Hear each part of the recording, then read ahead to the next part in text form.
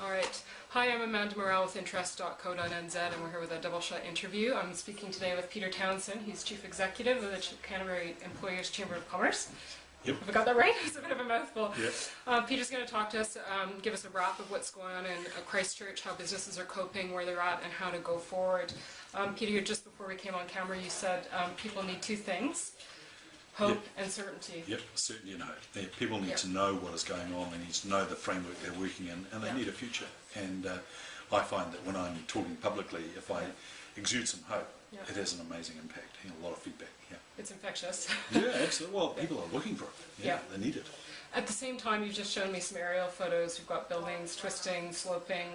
The CBD is, well, potentially non-recoverable. They're still trying to sort all that through. So how do you go forward from here right now? I mean, what stage are you at? Well, when you look at the CBD, 996 buildings that have got a red sticker on them, which means a lot of those buildings will come down. It's about 70% of our CBD that we're talking about. So my view is that you're not talking about the future of the CBD, you're talking about a future of downtown Christchurch.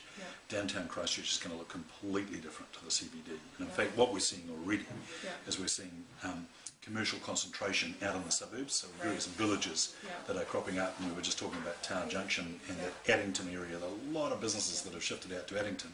Some of them have shifted out there for good. They won't be back. Some of them will move back into the downtown Christchurch, but you're seeing that in 7 or 8 places around Christchurch. The airport is another example, Lincoln Road is another example. So you're going to get, in my opinion, the redevelopment of downtown Christchurch as another suburb of Christchurch.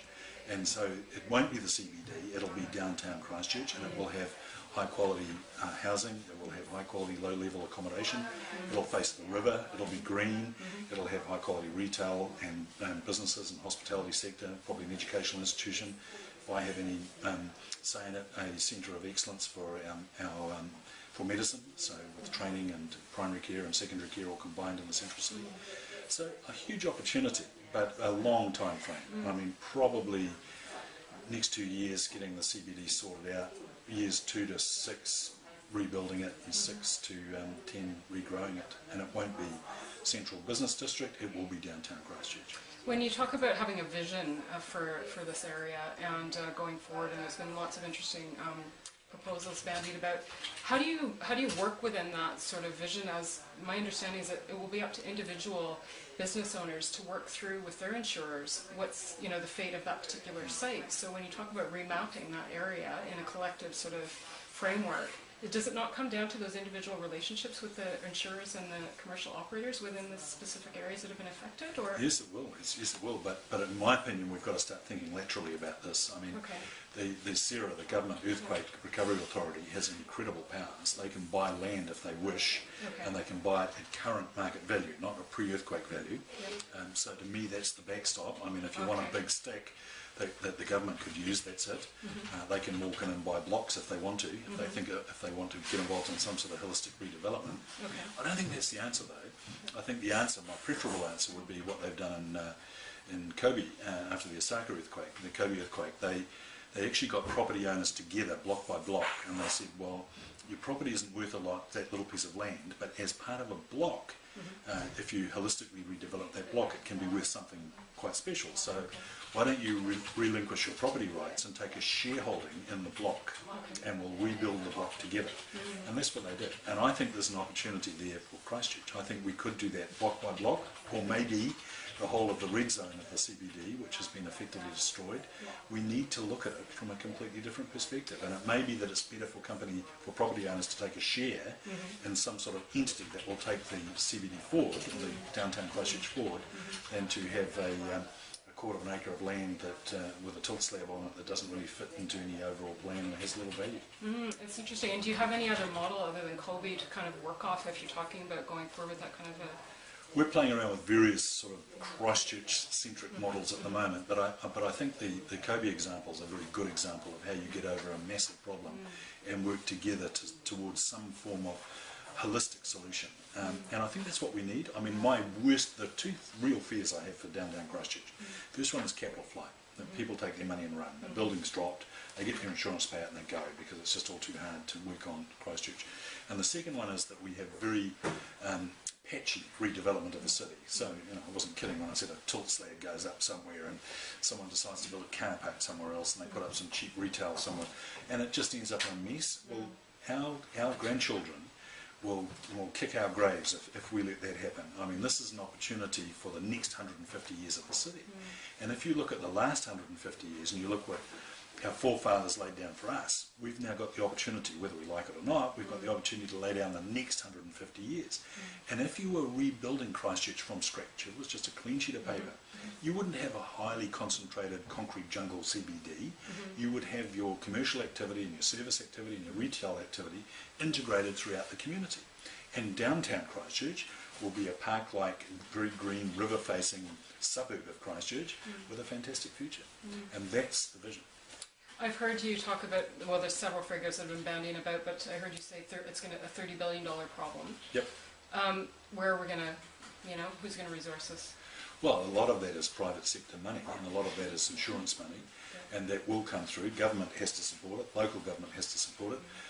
It is a $30 billion problem. I mean, people are prepared to admit to about $20 billion, but if you look at what is going on, and the further you dig, the harder it gets, we're talking about $30 billion.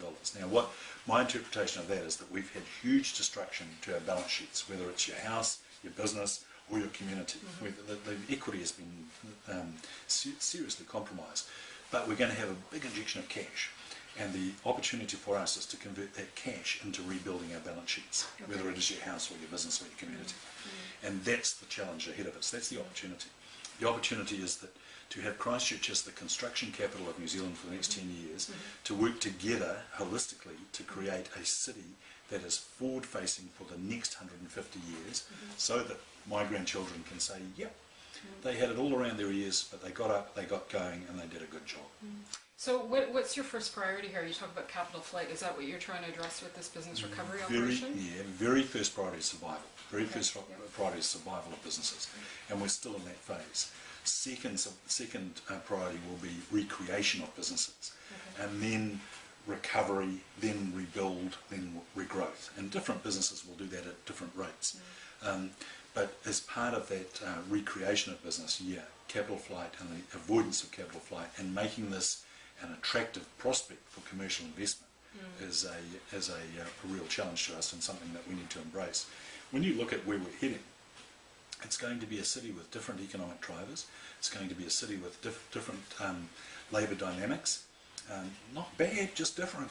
And so we have to make sure that we take advantage of that and we look forward as a community that can say proudly, yes, we're going to create an opportunity that's good for the next 150 years, that will make it attractive for people to invest, that will be an attractive place for people to live. I mean, it already is. A few of us are on our knees now, but we'll get up and get going again. And the centre of commerce in the South Island, with our airport and with our port, and with a strategically positioned city with a fantastic quality of life, fantastic education infrastructure, that we can all go ahead on with confidence. So what are the practical steps that you need to address right now immediately on the survival side of things, getting businesses going? Because I hear that insurance is a bit of a nightmare for a lot of businesses. Well, there are 3 or 4 things. The first one is relocation of businesses, and that's coupled with access of businesses into the CBD. I mean, there's still a couple of thousand businesses that are stranded. They can't get in. So we need access, we need relocation. Then there are issues of... Sorry, I'm just going to make sure we're going here still. Yeah, sorry. Then we need issues. Then there are big issues around employment. We've still got over 60,000 people on the government employment support scheme. Now, it runs out over the next couple of weeks. What are the ramifications of that? And how do we manage that? And how do we make sure that 30,000 of those 60,000 people don't end up unemployed? I mean, that's a real possibility at this stage. So and we're putting a lot of resource into persuading government that there's got to be life after the employment subsidy scheme. I mean, I'm a firm believer that a generic scheme is no longer appropriate, but boy, we have to look after those businesses that can keep employing people and keep surviving and optimising their business outcome is a critical issue for us. And then there are issues around insurance. Insurance is a big issue. Insurance, business continuity insurance, when does insurance pay out on stranded goods in the central city, on stranded plant in the central city. The problems we've got now with a couple of insurance companies that seem to be extended beyond their means, that throws a whole new dimension into the whole insurance issue. How is that managed appropriately? I mean, I applaud government for coming in and immediately supporting AMI because they have 35% of the total housing insurance cover in the city, and without that, what happens? But it throws up major consequences, and how is that managed, and how do we ensure that we have insurance capacity to go forward? I mean, if you shift house today in Christchurch and you want contents insurance to go into a new house, I don't know where you get it. Well, I've heard businesses are struggling with the same issues. Absolutely. One business had sourced a residential house to move in. They moved all their office equipment in there, and then they couldn't get insurance for it because of the zoning or whatever. That's right. Technical issues were surrounding that. So major problems. I mean, I'm operating this business out of my house at the moment, the Chamber of Commerce, and we do have all of that covered, but we had to work hard on it, and I had to make absolutely certain with my own insurance company that it was okay to run my business out of here, and it is. And my house is slightly bent, but it's not broken, so we can keep working from here. But yeah, major issues.